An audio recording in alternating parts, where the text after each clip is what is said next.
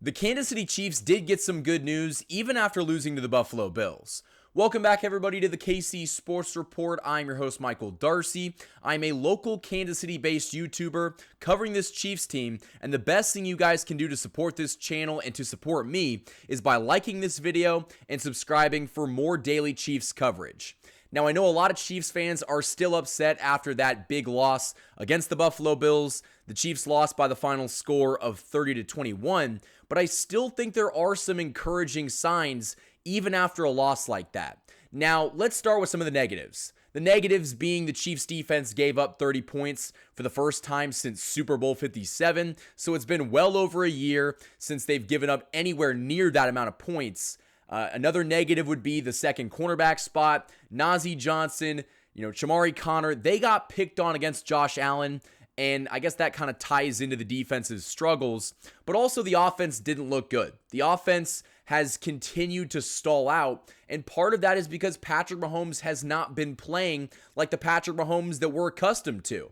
He's the best quarterback in football, and he's not playing like that. He has the most interceptions in the NFL, and we're not used to this as Chiefs fans. He usually has an incredible touchdown to interception ratio. He doesn't have that this year. And so if the Chiefs offense is going to improve, if they have any shot at three-peating in February, Patrick Mahomes is going to have to play better because they don't have a chance in hell if he is not the guy that we drafted him to be and the guy that we've seen win 3 Super Bowls. So Patrick Mahomes is going to have to improve, but let's get to some of the positive things after this loss, because I know a lot of Chiefs fans have been kind of melting down on Twitter, and the inverse of that is Buffalo Bills fans are treating this game like it is their Super Bowl. And I kind of expected that because you finally knocked off the Chiefs, you got your regular season win, and it's kind of been what the story has, been like over the past couple seasons. Buffalo takes the regular season and Kansas City wins when it matters. And so I even went into this game thinking that, win or lose, it doesn't really change my perspective. The ultimate matchup between these two teams is going to take place in January. It doesn't really matter what happens in a random game in November. It really matters what happens come January, come playoff time. And the Chiefs have proven to be the juggernaut in the playoffs the Buffalo Bills have not been able to beat.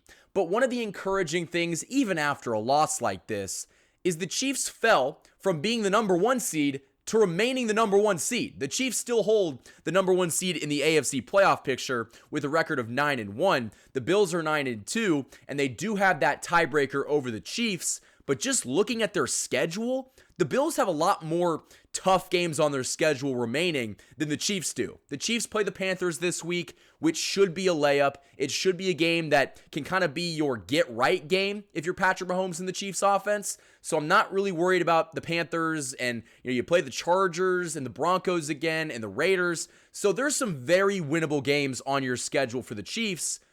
The Bills are not the same story. They play the Lions, which is a very tough game. They'll probably lose. And so I think that looking at Buffalo's schedule and comparing, Buffalo almost needs to win out to have that shot at the 1 seed, because how many losses do you see on this Chiefs schedule? Maybe one more, 1 or 2 tops. I think in order to lose that number 1 seed, the Chiefs would have to lose 3 games. 3 games, and Buffalo would only have to lose 1 more, and they would have the tiebreaker. But I don't see that happening. I think the Chiefs are going to take care of business. They're going to control their destiny and get that number 1 seed, and that's a very encouraging thing. Another encouraging aspect in this game was that Noah Gray looked fantastic. Noah Gray had 2 receiving touchdowns, and while Travis Kelce didn't really have much of an impact at all in this game, Noah Gray was phenomenal. And I think that you can kind of rely on that come playoff time, that Noah Gray can be a consistent option for Patrick Mahomes on 3rd down and in the red zone. And I know a lot of Chiefs fans have been screaming about, where is DeAndre Hopkins? Why didn't we see DeAndre Hopkins in that game? I do think that we're going to see more of him in the weeks coming because he's still trying to learn this offense. And so once he gets a better handle of the offense, I think we're going to see him a lot more. But there's also a real possibility the Chiefs aren't trying to use D-Hop a lot in the regular season. I would not be surprised whatsoever if they're kind of trying to hold him back and keep him healthy for the playoffs. Now, that could be a stretch, But considering all the injuries you've had to your wide receiver room, I wouldn't be surprised if they were ending up trying to do that. Now, another thing that I will mention as a concern, Xavier Worthy has no spatial awareness. Xavier Worthy had that catch in the game that ended up not being a catch because he couldn't get 2 feet in bounds. This isn't just a one-off. This has become a consistent occurrence where he catches the ball and can't get 2 feet in bounds. And that is a problem because it killed the drive. It killed the drive. Who knows if the Chiefs, had that field position, if they would have cashed in and got 7 or at least 3, you don't know what would have happened, but maybe the result of the game would have been different. So Xavier Worthy is going to have to start catching those balls and getting 2 feet in bounds because it's costing this Chiefs team points, and that's a problem.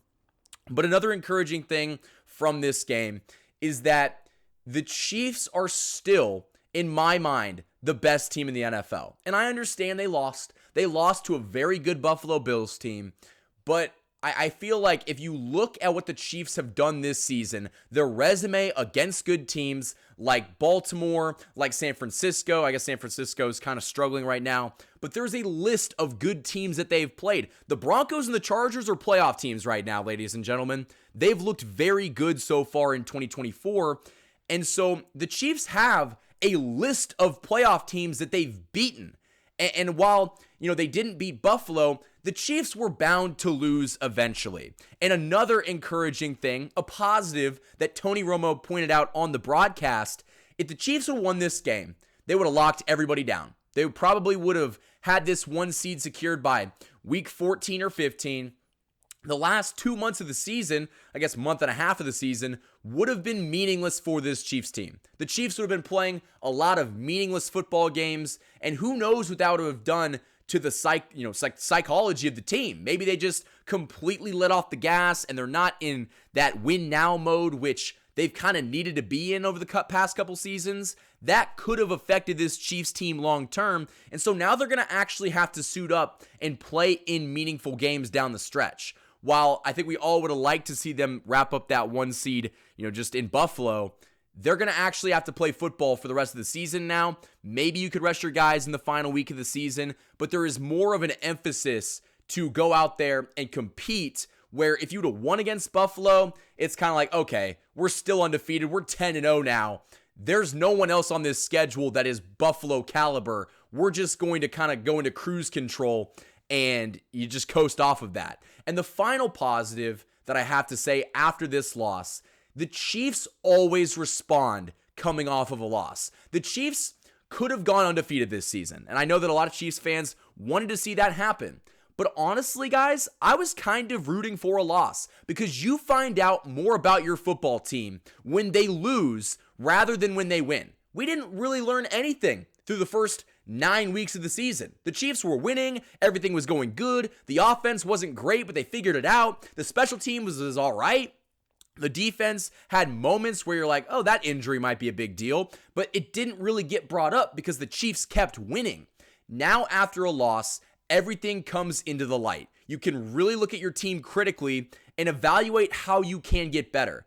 And that is something that if this Chiefs team was going into the playoffs at 17-0, there would be no criticism. There would be nothing to look at. And there would be really that mindset of we're untouchable, we cannot lose. And I think that is a very harmful mindset going into the playoffs. There's only been one undefeated team in NFL history, and there's never been an undefeated team in the 3rd season of a three-peat. And so I think that the pressure to three-peat and go undefeated, that's gone. And that's a good thing that it's gone because it's unnecessary. There's enough pressure on this Chiefs team to three-peat without the whole undefeated season being put on top of that. And so now they can kind of, reset, look at that loss, watch the tape, and get better from it. Because if they would have won the game and Josh Allen still would have played like he did, there would have been excuses. We would have been saying, Josh Allen played great, but he still didn't win.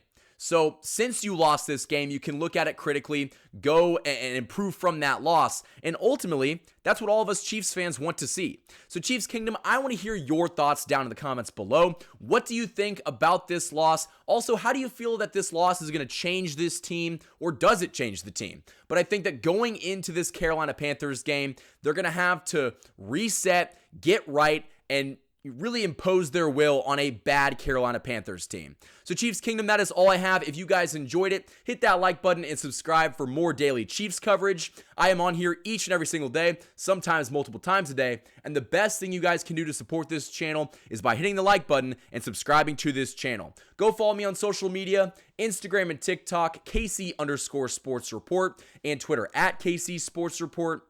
Until next time, guys, thank you for watching this video, and go Chiefs!